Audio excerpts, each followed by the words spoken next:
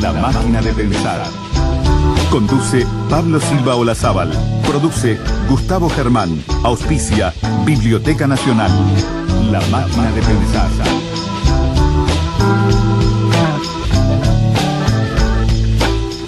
Amigos, ¿cómo están? Bienvenidos a Radio Uruguay, bienvenidos a La Máquina de Pensar. ¿Cómo andan? Espero que anden bien.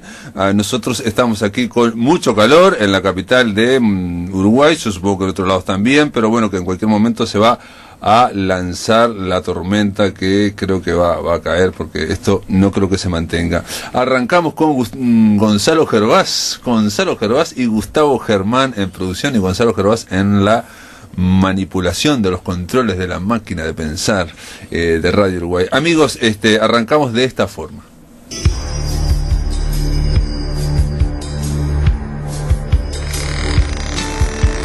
Una ventana se abre en la máquina de pensar. La ventana indiscreta. La poesía escrita con la luz y el sonido, clásicos del séptimo arte y los mejores directores de cine según Roberto Aprato.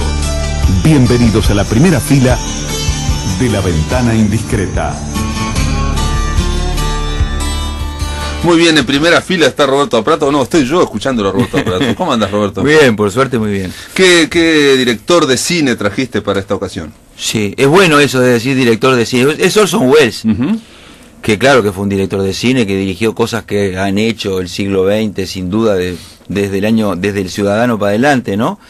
Pero que además hizo otras cosas, muchísimas cosas que culminan en el cine, pero hizo durante mucho tiempo y además desde muy chico. Fue mago. Teatro. Fue mago también, ¿no? Teatro, magia, pero al principio teatro y radio, pero desde que era estudiante de liceo, o sea, hizo puestas de Shakespeare que son la... Sí, él tiene como una huida ahí a Irlanda, ¿no? Con 15 años. Sí, pero digo, hizo y puso en escena una cantidad de obras de teatro por la radio, además, se habló por la radio, pero y fue actor. Pero cuando era chico, Cuando era chico. No sabía. Cuando era eso. chico hizo no cosas, cuando estaba en tercero o cuarto de liceo, quiero decir, sabía. 15, 16 años. Sí, un niño prodigio. Y de ahí en adelante empezó con toda además permanentemente, si vos empezás a ver, año 30, año 35, año 40, digo, antes de llegar al Ciudadano, él había hecho un montón de cosas que tenían que ver una madurez de lectura de los clásicos y de cualquier cosa, no solamente de Shakespeare. Sí. Bueno, lo que yo te decía de esa huida que hizo a Irlanda, mintió la edad porque no podía, digamos, un yankee, porque es estadounidense, no parece estadounidense muchas veces, tuvo que mentir la edad para actuar en una obra de teatro ahí en Irlanda. Sí, y fue y vino millones de veces. De ahí en adelante su vida fue una especie de serie de viajes desde Estados Unidos para otros lados, y después ya Estados Unidos se convirtió en un lugar medio como que no podía trabajar, porque hay cosas. Orson Welles es uno de esos directores que son tan famosos por lo que hicieron como por su vida. Sí. Pasó algo con también que la vida empezó a pesar más que, ¿no? El prestigio, se hizo una fama, digamos, de un tipo que no terminaba, o un tipo que tenía complicado. 1000 proyectos, o sea, tiene 11, 12 películas, si vos contás algunas que son una mezcla de documental con ficción, pero son otras tantas que no hizo. O sea que tuvo una compañía teatral propia también. Y se juntó con John Houseman, el Mercury, ¿no? Claro, John Houseman, que era un hombre de teatro, que fue un actor notable, lo acompañó y lo llevó hasta llegar a concebir la idea del Ciudadano. Pero previo en Broadway él estaba en primera línea en Broadway, pero también salía corriendo, dice que iba en una ambulancia que había inventado, ¿no? O sea, en ese momento salía de la obra de teatro y la ambulancia atravesaba todo lo que era en Nueva York para hacer radioteatro La Sombra. Y entonces escribía, ¿no? Y después hacía grandes clásicos en radio y después hacía informativos. Sí. Y bueno, y otra cosa que lo hizo famoso fue lo de la Guerra de los Mundos, ¿no? Que no es cine, pero más o menos, porque digo, es momento de radio, momento en que el gran medio era la radio, 1940, 39, 40. 38 creo. 38, fue en el 38, previo a la Segunda Guerra Mundial, ahí que tenía 23 años, y se le ocurrió utilizar su voz, que era realmente maravillosa, su capacidad de impresionar como actor a la audiencia, para difundir una noticia falsa de invasión de marcianos, que en realidad era La Guerra de los Mundos de H.G. Wells, ¿no? O sea, de nuevo, clásicos de la literatura ambientados como un radioteatro, en este caso lo ambientó como si fuera un gran noticiero, cosa que después lo haría con el Ciudadano, ¿no?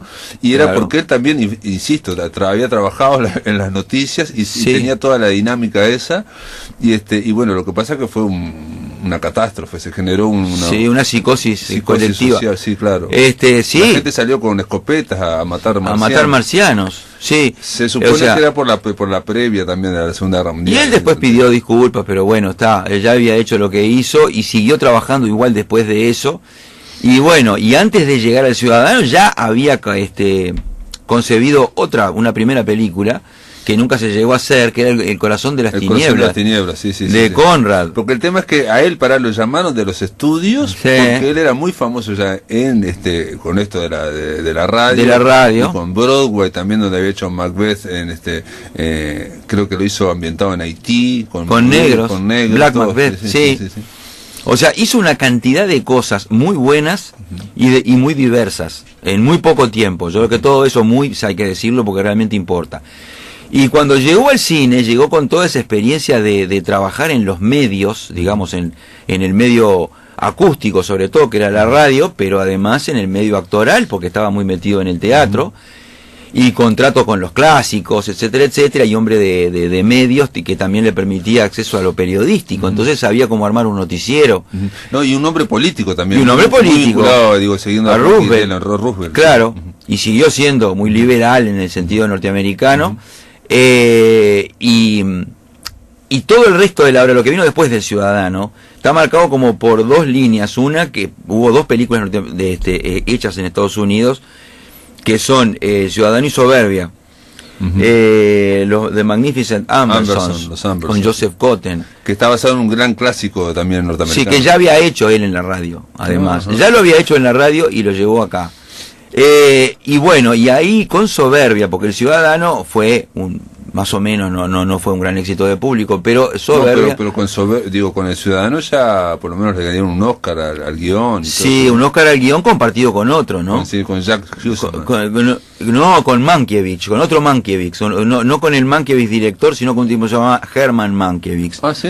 Y todo el mundo hablaba de que el mérito era del otro. Sí.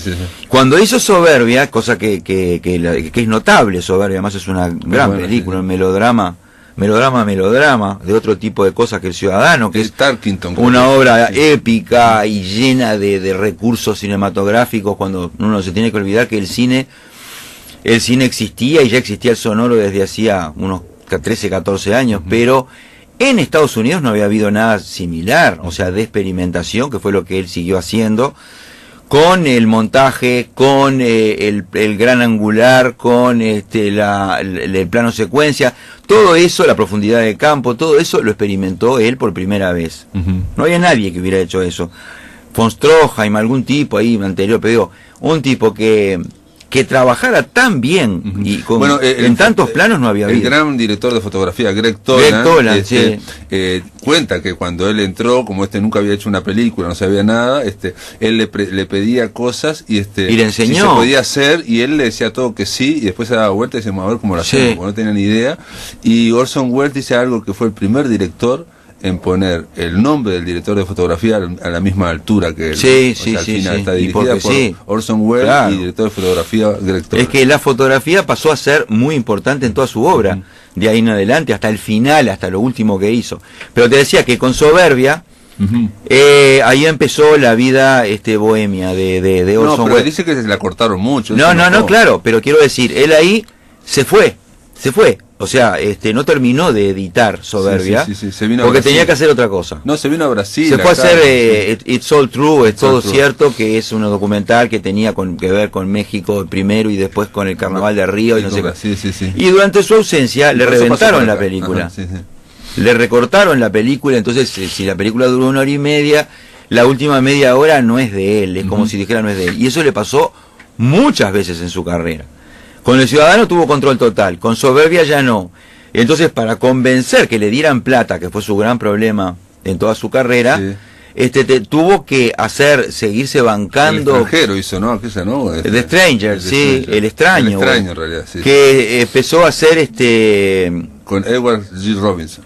Que fue con Edward G. Robinson, que él quería que fuera una mujer. O sea, sí, y esa película más o menos igual también. A mí no me gusta esa película, no. Lindas, pero fue una película que a él no le gustaba tampoco, pero la hizo para probar que podía ser una película más o menos comercial. Sí, comercial, claro.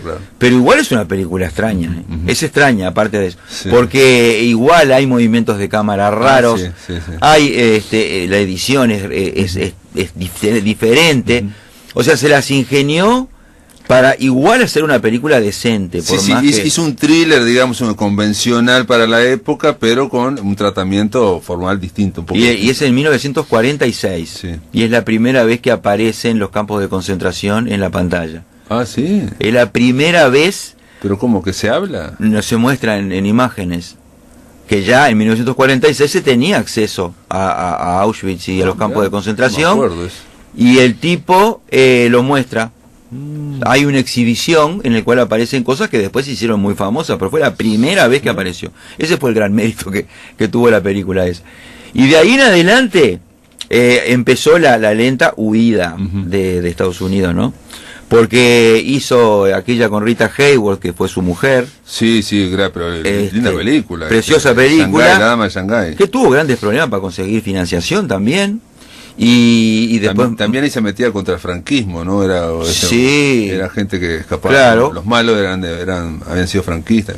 Y Macbeth, que fue la última que hizo, hasta 10 años después que vino a hacer este set de Mal. Ajá. Pero durante el resto del tiempo hizo Otelo y Arcadine, que son extranjeras, que las hizo en otros lados. Sí. Y el resto de su carrera ya no fue en Estados Unidos, salvo Set de Mal en 1958.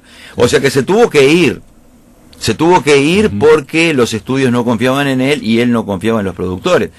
Entonces, bueno, está eso de la Guerra de los Mundos, ¿no? Vos le sumás a eso. Después el trabajo con el ciudadano, por lo que hizo con Randolph Hearst, ¿no? Con el magnate del periodismo, son todas cosas que no son cinematográficas, y después lo de la censura. No, y chocando, digamos, con el sistema. Todo el sistema, claro, todos los convencionalismos, no solo narrativos, sino de la industria, económicos, ¿no? Por supuesto.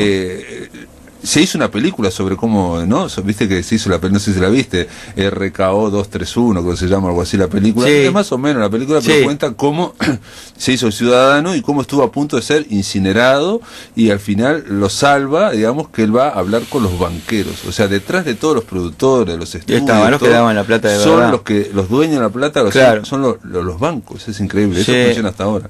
Y bueno, entonces eso creó como una especie de, después toda la vida. Lo otro que decíamos, que es lo de los proyectos inacabados, el más famoso de los cuales es el de Don Quijote. Ah, Don Quijote. Pero hay otras, porque está el Corazón de las Tinieblas antes que nada, pero después hay otros, el Abismo, uno que se llama Deep, que tampoco pudo terminar. Bueno, Deep después se hizo. Se hizo con, bueno, no sé,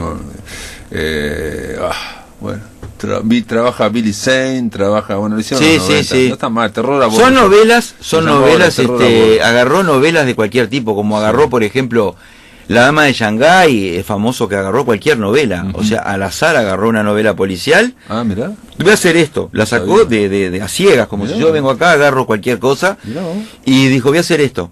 Para convencer a los productores, porque tenían él siempre estaba tan acelerado y un tipo tan ansioso, con tanta velocidad para producir, que entre otras cosas cometió la peor decisión de su vida, dice, porque cuando hacen El Tercer Hombre le ofrecen un porcentaje de la taquilla, y el loco dice, no, yo no acepto porcentajes, a mí páguenme porque preciso la plata ya.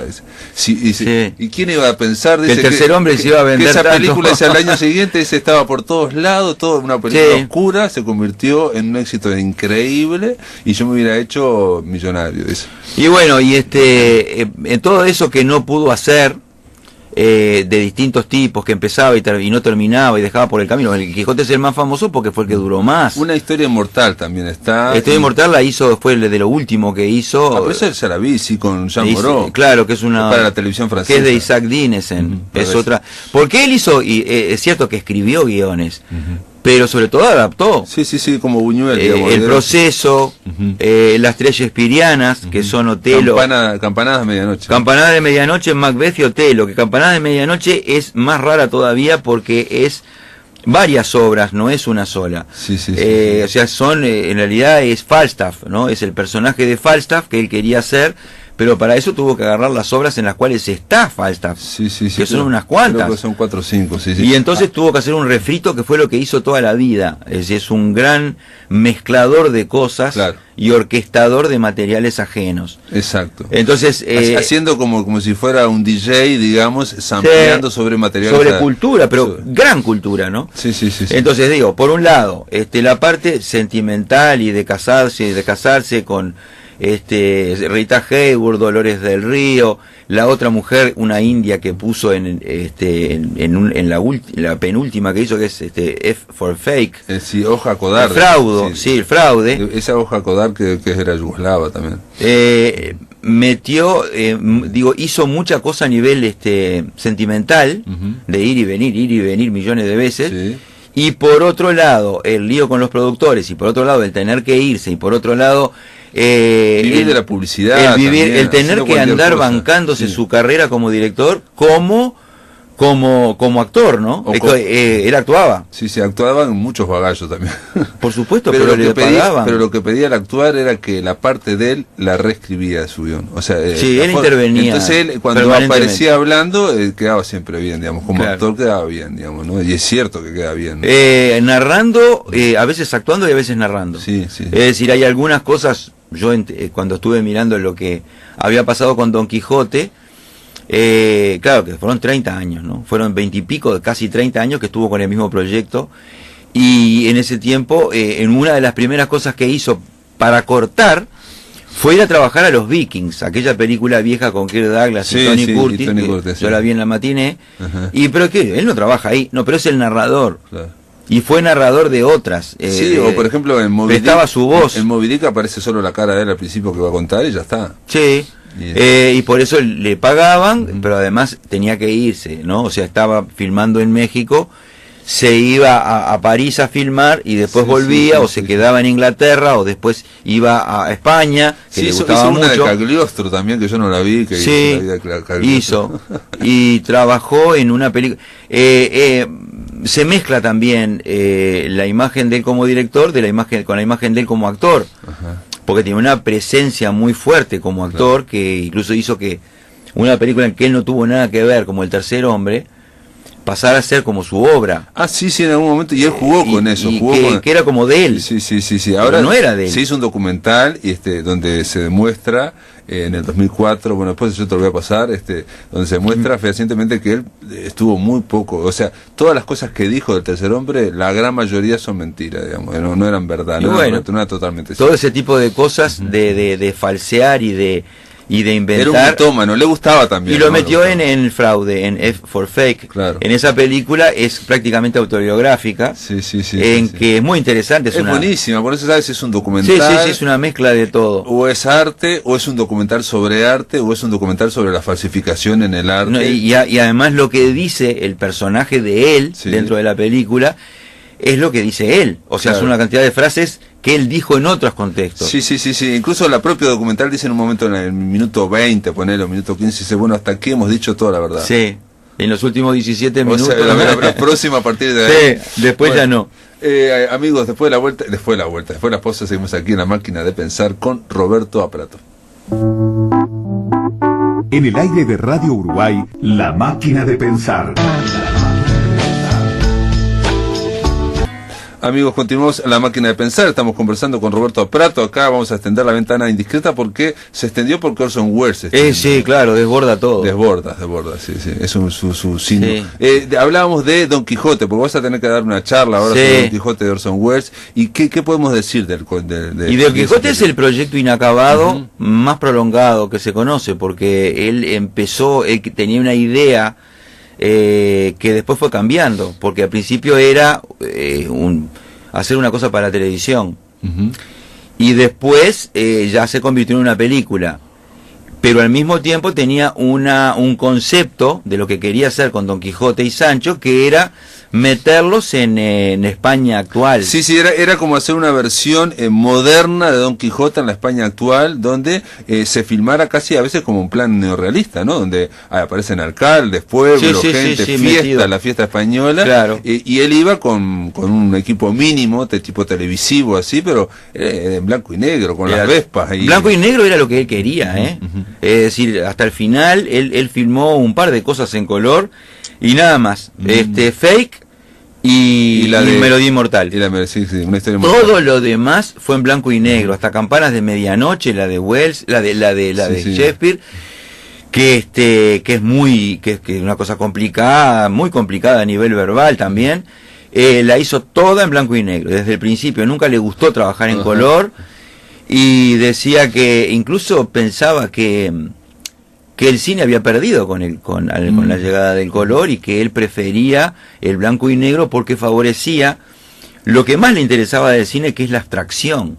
O sea, contar, hay que contar historias, pero contar historias de una manera que si uno se toma el trabajo de ver, por ejemplo, Otelo, la versión de Otelo, sobre todo, que creo que es la mejor de los tres Shakespeare que hizo, lo que se va contando, lo que va pasando, depende de dónde se pone la cámara y cómo se va logrando el aprovechamiento del espacio y de los semitonos del blanco y negro y de que los personajes hablan para afuera del cuadro, una cantidad de cosas que le han llevado a decir que es un realizador barroco, por ejemplo, ¿no? Que Welles es un tipo más ligado al barroco que al estilo clásico de representación realista, eso ¿no? Puede ser, porque él dice en un momento, dice que la película es como hacer cine, es como hacer una novela, digamos. Hacer teatro, el teatro es abierto, vos lo podés cambiar todos los días, pero la novela cuando la cerrás, se terminó, dice, es muerta, digamos, ¿no? Entonces hay que inyectarle toda la vida posible. Sí. Y él le metía toda la información posible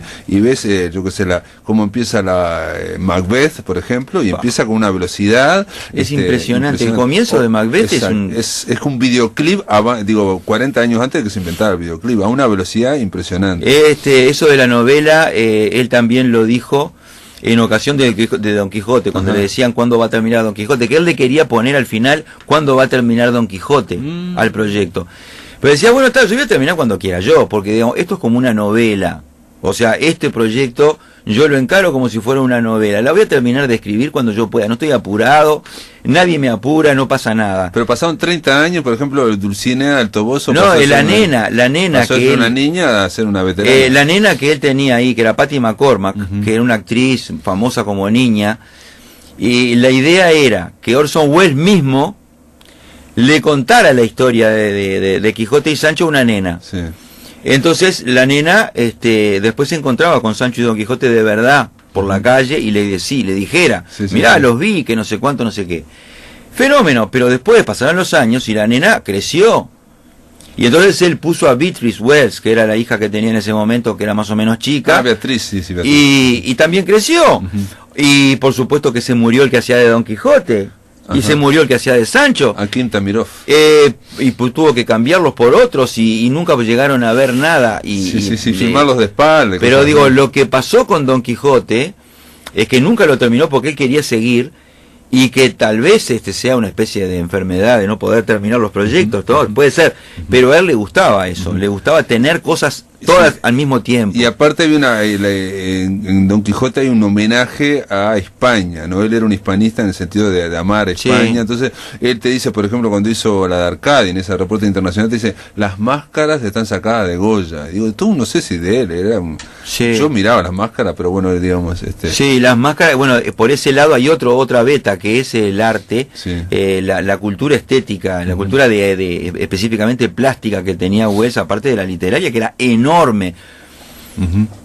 Tintoretto, yo que sé, una cantidad de referencias. Pero digo, es un poeta barroco, uno mira la de Rita Hayworth, recomiendo la de Rita Hayworth, por supuesto, El Ciudadano, Y por supuesto que Sed de Mal, que no hablamos, pero yo creo que es uno de los grandes. Es muy barroca también, digo, ¿no? Sed de Mal es un disparate. El inicio no de Sed de Mal era tan largo el inicio que los productores pusieron los créditos, ¿no? De quién trabaja y todo esto para que la gente no se aburriera. Que él no quería que fuera así. Ellos pensaban que los 7 primeros minutos, que era un solo plano también secuencia, muy cambiada esa película, y él no pudo evitar que se la arreglara. Ahora le sacaron todos los créditos. Ahora que y la ves el primer como la quería él también. El primer ¿no? plano secuencia. Sí, que son como 7 minutos.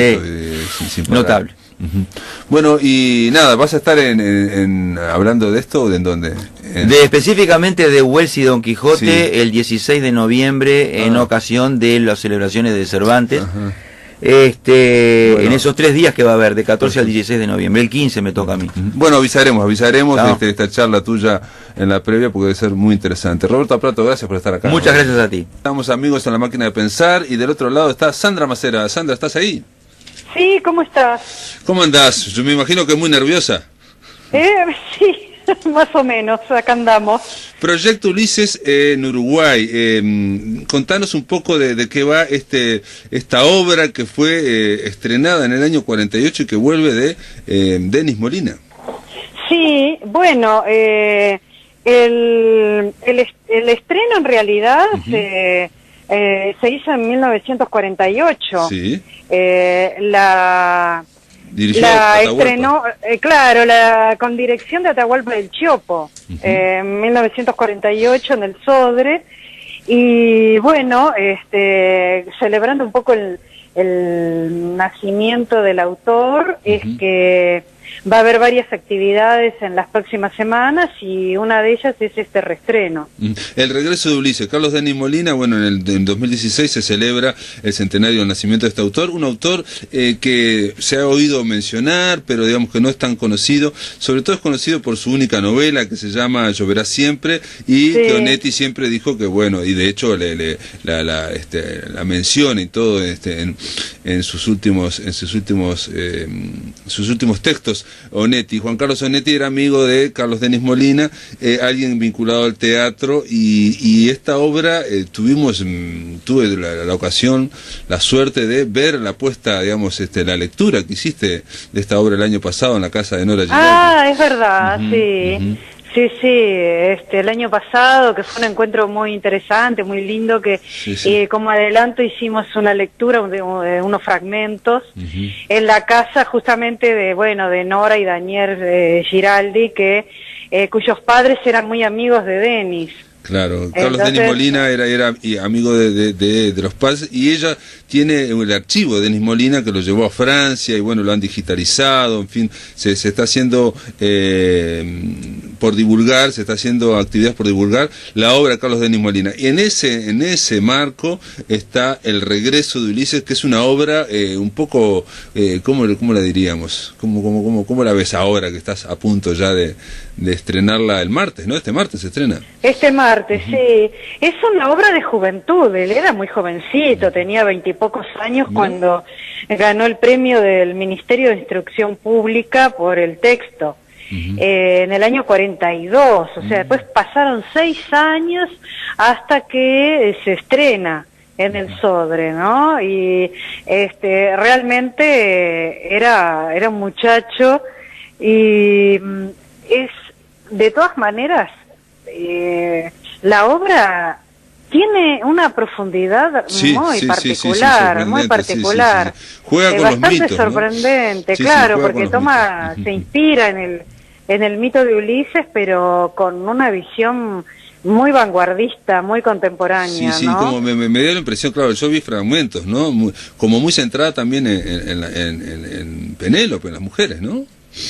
Sí, que le pone otro nombre en realidad en esta obra, a la mujer, y está muy bien, que no se llame igual, que no se llame Penélope, porque además, claro, es bien un trauma contemporáneo ese reencuentro. De alguna forma, el reencuentro de los Ulises y Penélope de la Odisea tiene un conflicto muy directo, muy simple, una vez que se reconoce que volvió y que es él, por más que está viejo y Sí. todo, bueno, se lo acepta. No se les pasaba por la mente no aceptar al héroe que volvía, que era el dueño del palacio y el guerrero victorioso, ¿no? Es como, Claro. bueno, un héroe que regresa, que vuelve cambiado, que vuelve transformado, que es bien también el tema del mito del héroe que se va mucho tiempo y regresa casi como un salvador o con historias para contar. Sí, sí, como un y hombre bueno, ¿no? providencial, como el hombre Claro. digamos, que viene a arreglar todo. Pero de todas formas, también Pero está, acá es sí. terrible la Está- vuelta. no, pero está también, sí, es el choque brutal entre, digamos, como una especie de exilio, ¿no? O sea, el tema del tiempo, ¿no? O sea, cuando dos personas se separan y vuelven, no pueden hacer como que está todo bien, porque vivieron, hay tiempo que los separa, ¿no? No solamente la distancia. Sobre todo en esta época, porque en la época de los mitos, digamos, en el tiempo mítico, no se admite, y menos que menos una mujer que lo rechace. Claro. Una vez que se sabe que es el marido, no hay ningún conflicto más, no Claro. se le pasa por la mente. En cambio, en esta apuesta, en este conflicto, justamente eso es lo que tiene de moderno esto. Ella no lo acepta, es decir, porque no coincide su expectativa de él con lo que es él cuando regresa. Claro, claro. No, claro, sí, entonces sí, sí. ahí está Sí, sí. Los dos, el trauma los moderno. dos, claro, exacto, el trauma. Los dos vivieron, los dos se desarrollaron, digamos, tiene otras historias y hay otras expectativas y entonces él vuelve para tratar de hacer una especie de borrón y cuenta nueva, ¿no? Y no se puede hacer eso. Claro, como si nada hubiera pasado. Exacto, sí, sí, sí, sí. ¿No? Sí, sí. Como si no hubiera evolucionado. Y es contradictorio con el aspecto físico, además, porque Claro. ellos se dicen, ¿no? Que él ve que ella está igual, pero ella vio que él cambió. Claro. Entonces, ahí hay una discordancia no solo psicológica, sino también material. Sí, que y también no se está la explica mirada, ¿no? demasiado. La mirada, Sandra, ¿no? Digo, para él ella está bellísima, o sea que coincide con las Sí. expectativas de su mente, y para ella, él no coincide con las expectativas que tenía, Claro. porque aparte fue más desgastado, en fin, pero está la mirada ahí, ¿no? En las expectativas, el tiempo psicológico, juegan muchas cosas. No sé, digo, me imagino que estarán re nerviosos, pero ya a punto de salir. Esto empieza él martes y miércoles. El martes a las 21. A las sí. 21, martes y Y miércoles. repite el miércoles. Ujú. ¿Y esto va? ¿Dónde va esto? ¿Va en...? En la Sala Verdi. La Sala Verde, sí, sí, sí. Sí, sí. Que es la sala en la que se presentó por última vez una obra del autor. Ah, mirá, ¿y eso? El año de su muerte, en el año 83. En el año 83. Sí, por la Comedia Nacional. Fue la última obra que hizo la comedia. Soñar con Ceci trae cola, que ese título extravagante, ¿no? Sí. Que en 1983, me Dirigido acuerdo que por fue Carlos yo fui a verla. Ah, la por fuiste a ver, Carlos- dirigida por la Carlos fui a ver Aguilera. porque era una estudiante de la EMAD en esa época. Y bueno, y me acuerdo de la ocasión y de la obra y de cómo era la escenografía y que me impresionó bastante también el texto. Mirá. No asociaba yo después con que el autor, digamos, después me olvidé de quién era el Sí, autor. sí. ¿No? Aparte ni imaginaste que ibas a dirigir vos una obra de ese Sí, autor. sí, muy curioso. Fue, Dirigida ¿no? por Lo que son Carlos las vueltas. Aguilera, ¿no? Por Carlos Sí, Aguilera. exacto. Denis Molina fue director de Teatro Solís de la Comedia Nacional, eso lo dijimos durante mucho tiempo también, ¿no? Sí. En ese sentido. Mirá, vos Sí, ya desde los años 50 en la comedia comenzaron a hacer obras de él. Hicieron 5 obras de él. Sí, fue muy conocido en esa época. Y un poco también dejado de lado por la gente de la generación del 45, mirá. por la llamada generación crítica, Sí, que sí, era sí. tan crítica que aceptaba a algunos y otros no. Claro. Y eran 3 o 4 que decidían quién entra en en este círculo y quién no entra, mirá. y bueno. Y Denis siempre fue como, de alguna manera, un niño terrible, ¿no? Y un poco incomprendido, porque él, claro, enseguida empezó a empaparse de las vanguardias europeas, estuvo en Francia varios años, viendo lo que se hacía allá, entonces vino con un ímpetu imponente y no siempre lo entendían acá. Claro, ¿no? claro. Bueno, entonces, yo creo que se va a entender más ahora mirá, que en aquella época, ¿no? bueno, vamos a ver, porque entonces el regreso de Ulises, de alguna forma no, yo diría que directamente es como el regreso de Denis Molina con el público uruguayo, un reencuentro con el público uruguayo. Reitero, es este martes 18, miércoles 19, a las 21 horas en Sala Verdi. Sandra, nada, la semana que viene yo la voy a ver y conversaremos más in extenso sobre este tema, ¿te parece? Ah, genial. Igual tenemos también el otro martes y miércoles, 25 y 26. Lo diremos. Te mando un abrazo grande, ¿eh? Bueno, muchas gracias. Bueno. Nos vemos pronto. Nos vemos, beso. Chao. En el aire de Radio Uruguay, La Máquina de Pensar.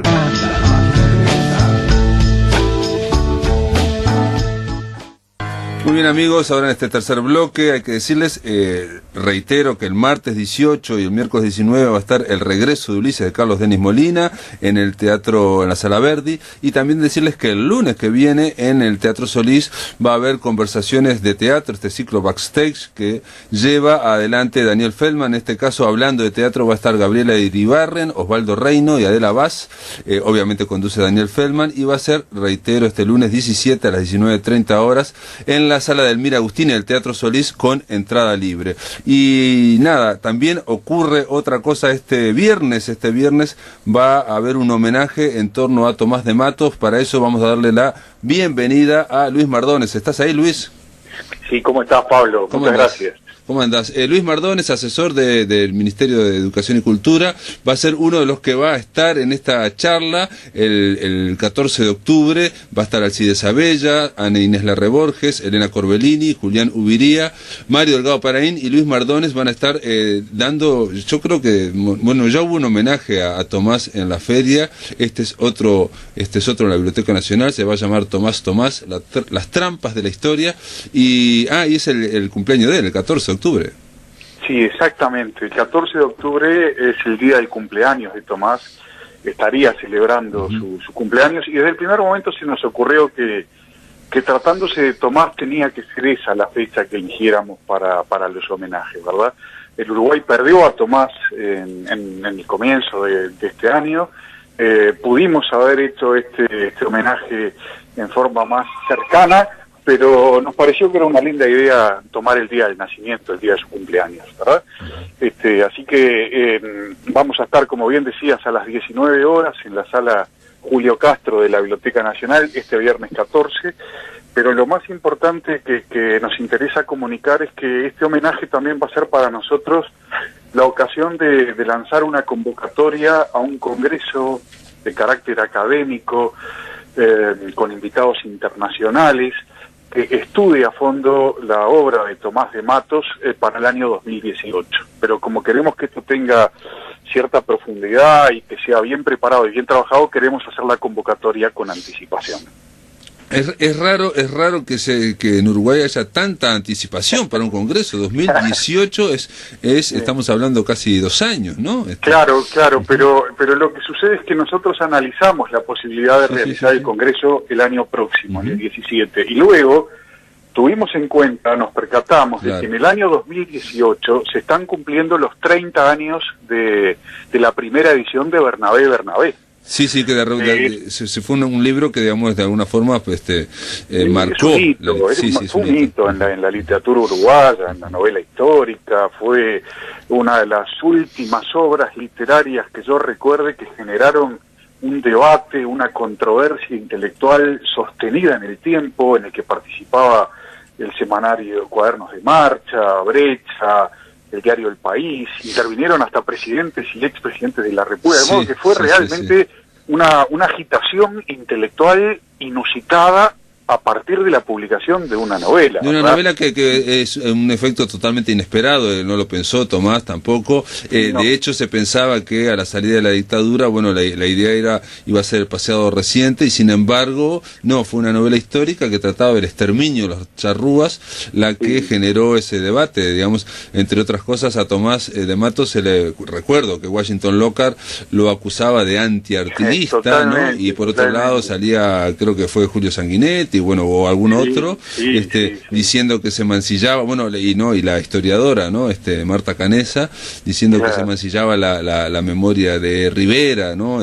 Adjudicando. Por eso decía, pero más allá de tantas acaloradas pasiones que desató la publicación de esa novela en ese entonces, todos ellos, todos los que estás mencionando, guardaron un recuerdo y una valoración muy alta y muy respetuosa por la vida de Tomás. Sin duda. Sí.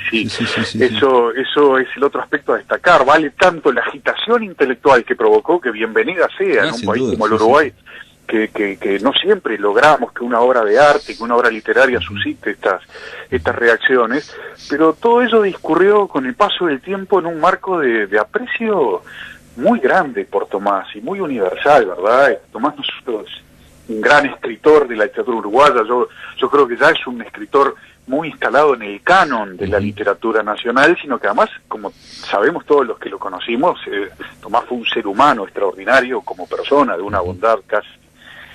Sí, con gran actividad, digamos, como jurado, hay gente que, como prologuista también, hablando de muy otros. Generoso, muy generoso, ¿no? Estamos de acuerdo, muy extremadamente accesible, digamos, ¿no? Sí, tenía todas esas características del hombre también sencillo del interior del país, siendo al mismo tiempo un gran intelectual, porque Tomás era un tipo de lecturas universales, es decir, uno obviamente lo afinca en la literatura, pero lo que Tomás leía y estudiaba de historia, de filosofía, de teología, realmente era un hombre sabio, ¿no? Sabio y humilde, y esta es una combinación inusual.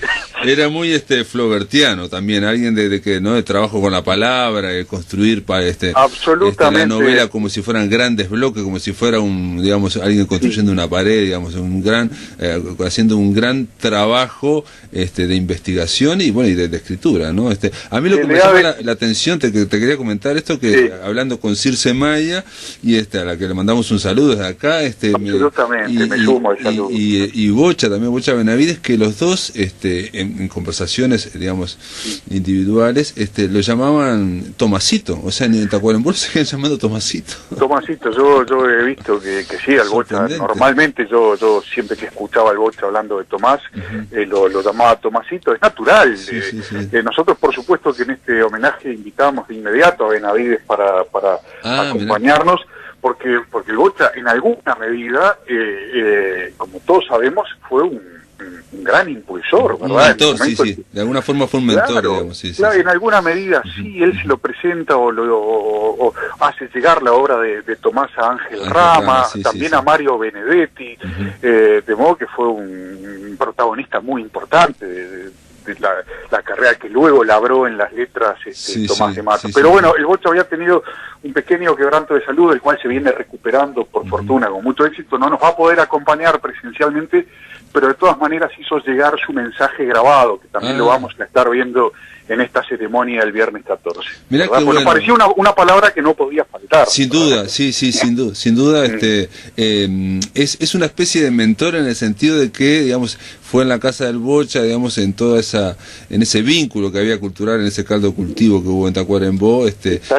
donde Tomás, de hecho, llega Ángel Rama gracias a que hasta que el Bocha le mandó un cuento, y Ángel Rama lo incluye en una antología de 100 años de raros. 100 años raros, exactamente. Es como su debut literario, y bueno, Tomás es un hombre de una producción literaria muy vasta, ha pasado por el cuento corto, luego novelas de gran porte.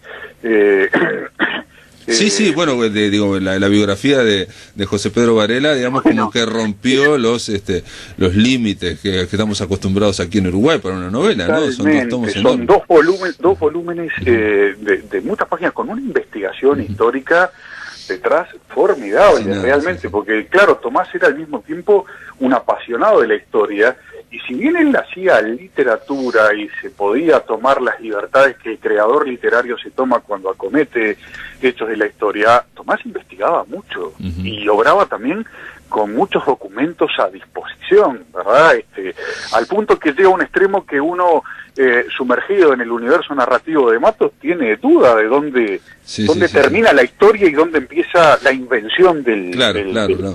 Sí, en ese sentido es muy, digamos, postmoderno, queda mal la palabra quizás, pero digamos, en esa combinación de realidad y ficción que lo lleva a extremos que es imposible diferenciar cuál es cuál. De hecho, estos dos tomos de José Pedro Varela ni siquiera es una novela, es los borradores de una novela que encuentra Josefina Pegui, ¿no? Me usaste la expresión posmoderno, y hay alguna teórica, investigadora, crítica que también se ha referido a De Matos como un escritor posmoderno. Yo creo que hay algo muy cierto en esa definición. Sin embargo, pienso que si a Tomás uno le hubiera dicho que era un posmoderno, me puedo imaginar la sonrisa de Tomás, ¿no? Sí. Bueno, hay que decir que también como cuentista tenía las Trampas de Barro, que es un cuentazo, uno de los mejores cuentos de los últimos 30 años. Por eso a este homenaje le pusimos Las Trampas de la Historia también. Correcto. Nosotros jugamos con Tomás por el Bernabé, y de las Trampas de Barro salió la idea de Las Trampas de la Historia, ¿verdad? Sí. Bueno, Bernabé que a su vez Tomás jugaba de Forner, Absalón, ¿no? Es bíblico, además. Y es bíblico, bueno, es una historia también, Absalón es bíblico. El 14 de octubre va a ser la Biblioteca Nacional, reitero, a las 19 horas, la entrada es libre, va a estar Alcides Abella, de Banda Oriental, que bueno, digamos, va a poder hablar como editor, Ana Inés Larre Borges, investigadora de la Biblioteca Nacional, Elena Corbellini, escritora, docente, Julián Ubiría, editor también de Tomás de Matos en Alfaguara, Luis Mardones, bueno, va a estar ahí también con profesor de literatura, un hombre que también trabajó cuando trabajaste ahí en el MEC, ¿no? En la Dirección de Cultura, y Mario Delgado Paraín, también un gran amigo de Tomás, así que está servida, digamos, la invitación está servida este viernes 14 a las 19 horas. Te mando un abrazo grande, Luis. Un abrazo grande, Pablo, y muchas gracias por ayudarnos en la difusión de esta actividad. Muy bien, amigos, se terminó la máquina de